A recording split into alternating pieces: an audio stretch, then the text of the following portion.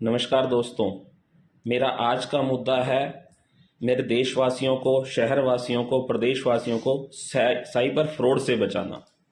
आप सबके साथ भी किसी न किसी रूप में साइबर फ्रॉड जरूर हुआ होगा, वो तो आप मुझे कमेंट सेक्शन में बता देना। लेकिन मैं आपको बता देता हूँ कि किस किस तरीके से साइबर फ्रॉड हमारे देश के अंदर हो रहा है, और आप ये फिगरें जानकर बहुत ही हैरान हो जाएंगे। करीबन 1 लाख करोड़ रुपए सालाना का लगभग जो साइबर फ्रॉड होता है वो अलग अलग माध्यम से हमारे देश में हो रहा है।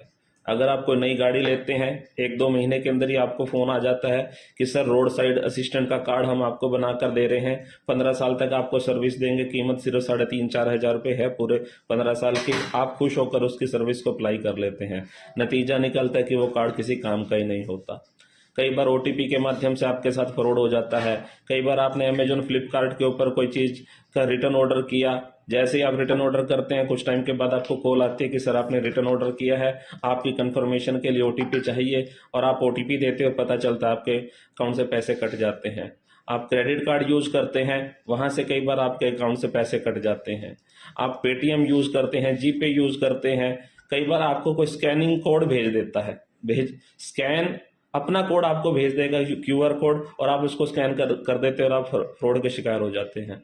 कई बार होटल बुक करते हुए आप फ्रॉड के शिकार हो जाते हैं, ऑनलाइन शॉपिंग करते हुए शिकार हो जाते हैं। वो तो आप सब मेरे को बताना कि आप किस किस चीज का शिकार हुए हैं।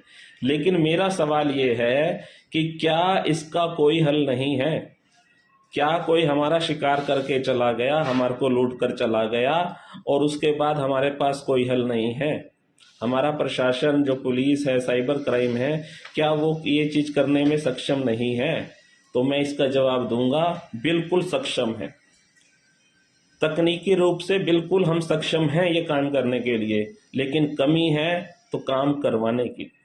अगर आप एक तकनीकी रूप से सक्षम व्यक्ति को चुनकर विधानसभा में भेजते हैं, विधायक के रूप में भेजते हैं, तो मैं आपको गारंटी देता हूं, आपका ये भाई विधानसभा में जाकर इस मुद्दे पर काम करेगा।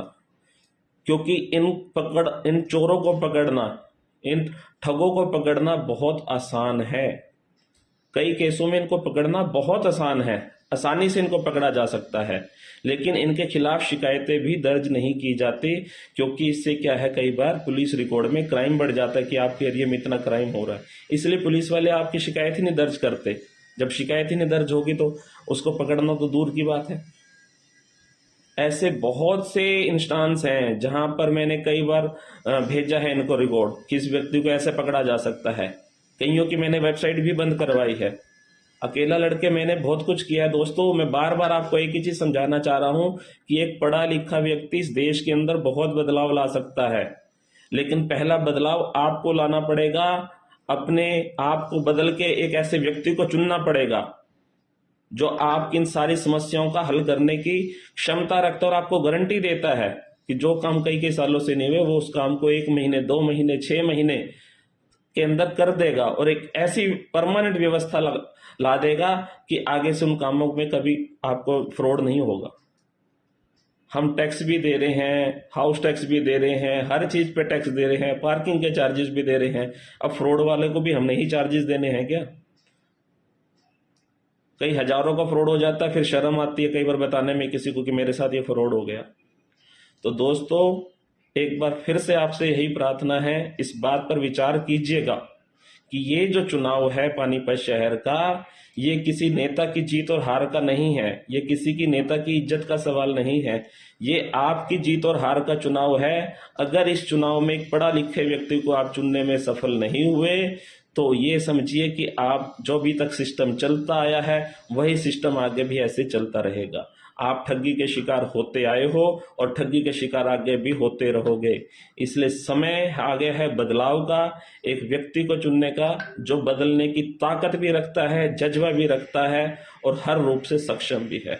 बहुत बहुत धन्यवाद, और इस वीडियो को जरूर ज्यादा से ज्यादा लोगों के साथ शेयर कीजिएगा। Thank you.